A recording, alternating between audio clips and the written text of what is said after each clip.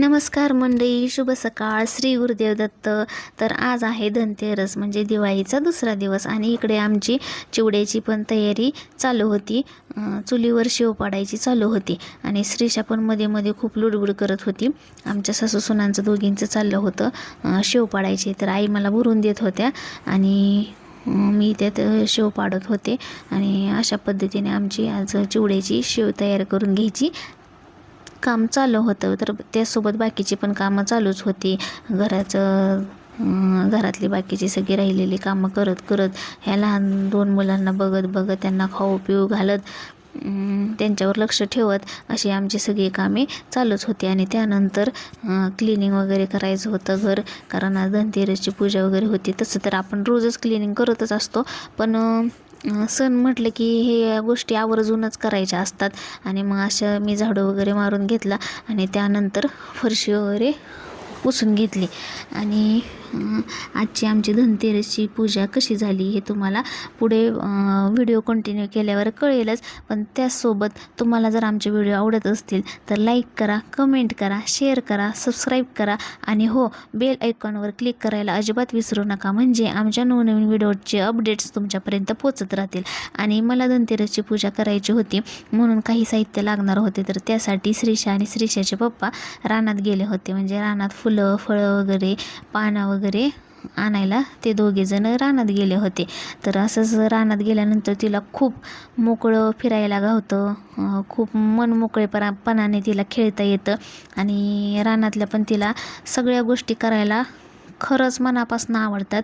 आम्ही तिला काही सांगत नाही अशा गोष्टी कर किंवा काय, ती मनाने स्वतःहून करत असते.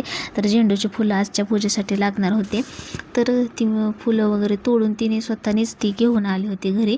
आणि अशा ही झेंडूची जी झाडे आहेत ती आम्ही मिरचीमध्ये लावलेली आहेत. तसेच आमच्या घेवड्याच्या प्लॉटमध्ये पण अशीच झेंडूची झाडे लावलेली आहेत.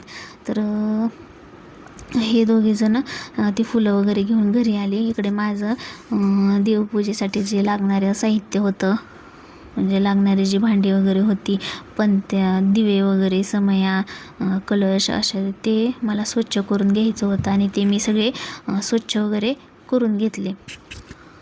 तर तुमच्या घरी धनतेरस पण अशीच साजरी करतात का? आम्हाला कमेंटमध्ये नक्की सांगा.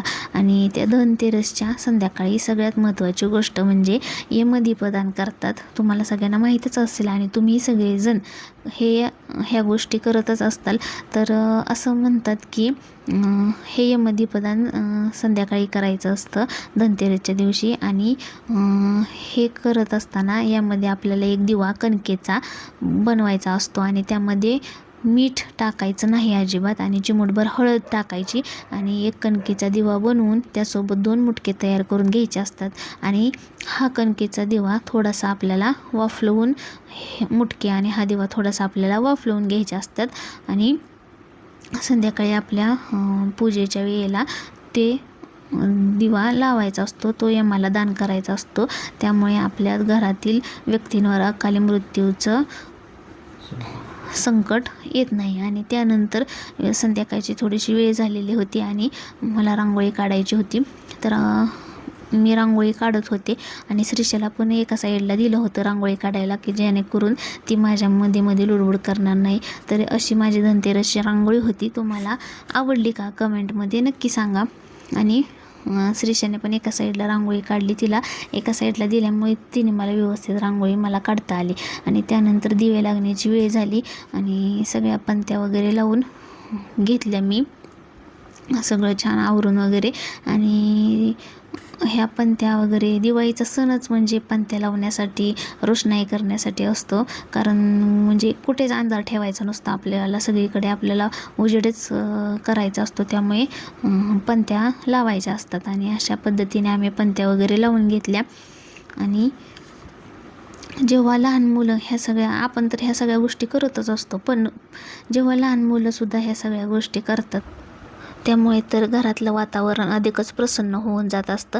आणि असं म्हणतात की लहान मुलं मोठ्यांचं अनुकरण करत असतात. आणि ज्यावेळेस ह्या सगळ्या गोष्टी आपण अशा पॉझिटिव्ह गोष्टी करत असतो त्यावेळेस तर म्हणजे खूपच छान वाटतं की त्यांनी आपलं अनुकरण करतायत आणि ते आपल्याकडं बघून काहीतरी शिकतायत चांगलं आणि त्यांना ते शिकवावं लागत नाही, ते आपल्याकडं बघूनच शिकत असतात. आणि म्हणजे सणांच्या दिवशी खूप छान वाटतं की मुलं ह्या सगळ्या गोष्टी करतायत आणि खूपच छान प्रसन्न वगैरे वाटतं त्या दिवशी.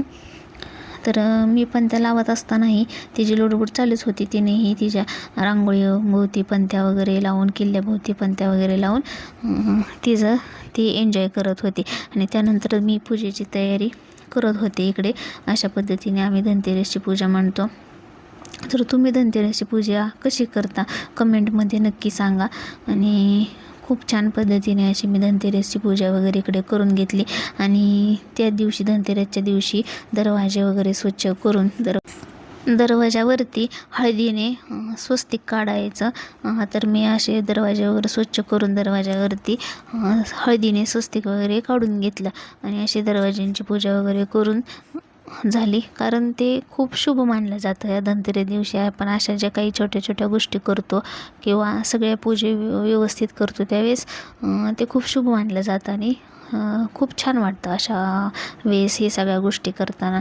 आणि अशी आमची पूजा वगैरे व्यवस्थित पार पडली. सगळ्यांनी दर्शन वगैरे सगळ्यांनी पाया वगैरे पडून नमस्कार वगैरे करून ही पूजा आमची झालेली होती. आणि आरती करायची होती आम्हाला. तर धन्वंतरी देवीची आरती करून, लक्ष्मीची आरती करून, गणपतीची वगैरे आरती करून अशा पद्धतीने आम्ही ही धनतेरसची पूजा संपन्न केली. आणि त्यानंतर पूजा झाल्यानंतर मी जे मगाशी तुम्हाला सांगितलं की यमाला आपण 1 दिवा आणि 2 मुटके अर्पण करत असतो, तर हे ते यमदीपदान केलेलं आहे. तर या दिव्यामध्ये आपल्याला मोहरीचं किंवा तिळाचं तेल वापरायचं असतं. मोहरीच्या किंवा तिळाच्या तेलाने हा दिवा लावायचा असतो. तर असा हा आम्ही दिवा वगैरे लावून घेतला. आणि हा दिवा आपल्याला आपल्या घराच्या मुख्य दरवाजाच्या बाहेर दक्षिण दिशेला दक्षिणेकडेच तोंड करून हा दिवा लावायचा असतो. आणि यमदेवाला प्रार्थना करायची असते जेणेकरून आपल्या घरातील व्यक्तींवर अकाली मृत्यूचं संकट वगैरे ओढावत नाही. तर अशा पद्धतीने घरातल्या सगळ्यांना त्या दिव्याचा नमस्कार करायला लावायचा असतो. तर अशा पद्धतीने घरातल्यांनी सगळ्यांनी आमच्या त्या दिव्याला नमस्कार वगैरे करून आजचा ही धनतेरसची आमची पूजा सगळी संपन्न झालेली आहे. तर दीपावलीच्या तुम्हालासुद्धा खूप खूप शुभेच्छा. इथून पुढचे जे दिवाळीचे सगळे दिवस आहेत, पहिली अंघोळ, लक्ष्मीपूजन, दिवाळीचा पाडवा, भाऊबीज, ह्या सगळे दिवस तुम्हाला खूप आनंदात उत्साहात जावोत आणि त्यासाठी तुम्हाला दिवाळीच्या खूप खूप शुभेच्छा आमच्याकडून. आणि त्याच्यानंतर हे सगळी पूजा संपन्न झाल्यानंतर सगळेजण इथे गप्पा मारत बसलेले होते आणि त्यावेळेस यांनी हे फोटो वगैरे व्हिडिओ वगैरे काढलेले आहेत. तर पण जे आजीला पण यायचं होतं फोटो काढायला, तर ते फोटो वगैरे त्यांनी सगळ्यांनी काढले. आणि श्रीषाने आणि अर्णवने सगळ्या मोठ्यांना नमस्कार वगैरे केला, सगळ्यांचे आशीर्वाद घेतले. तर श्रीषाला असं वाटत होतं की माझे फटाके कोणतरी घेऊन जाईल, म्हणून ते सगळ्यांना नमस्कार करत असताना सुद्धा तिने ती फटाक्यांची जी बॅग होती ती खाली ठेवली नाही, कारण अर्णव वगैरे घेऊन जाईल असं तिला वाटत होतं. त्याच्यामुळे ती फटाक्यांची बॅग घेऊनच हिंडत होती. आणि अशा पद्धतीने सगळ्यांना तिने नमस्कार वगैरे केला. आणि त्यानंतर वेळ आली फटाकडे उडवण्याची, फटाकडे वाजवण्याची. आणि असं सगळं आम्ही एन्जॉय करत होतो. फटाके वगैरे दिवाळीचे वाजवल्याशिवाय दिवाळी आहे असं वाटतच नाही. तर हे लहान मुलांनी, आम्ही मोठ्या माणसांनी सगळ्यांनीच थोडे थोडे फटाके वगैरे वाजवले. तर मित्रांनो, तुम्हाला आमचे व्हिडिओ आवडत असते तर लाईक करा, कमेंट करा, शेअर करा, सबस्क्राईब करा आणि हो बेल आयकॉनवरती नक्की क्लिक करा, म्हणजे आमच्या नवनवीन व्हिडिओचे अपडेट्स तुमच्यापर्यंत पोचत राहतील. आणि तुम्हाला सगळ्यांना पुन्हा एकदा दिवाळीच्या खूप खूप शुभेच्छा. आणि असा होता हा आमचा आजचा व्लॉग.